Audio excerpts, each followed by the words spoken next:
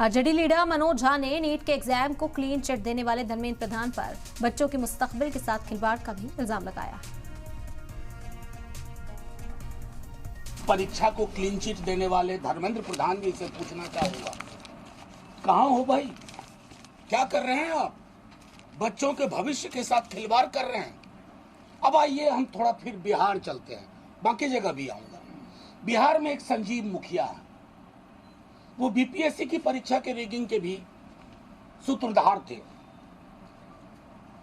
नाम आया उनके बेटे डॉक्टर शिव का, बाहर जमानत ले ली। कौन जमानत दिलवाता है भाई?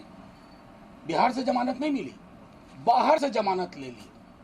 अब इस संजीव मुखिया ये कौन है? इसके लिए रॉकेट साइंस के ज्ञान की जरूरत नहीं है। मैं आग्रह करूंगा अपने साथियों से तस्वीर दिखाएं। महापुरुषों के साथ तस्वीर है। इनकी पत्नी जदयू की बड़ी नेत्री है, चुनाव लड़ चुकी है। ये आपके समक्ष तस्वीर है। मेरे दोनों साथी आपको दिखा रहे हैं।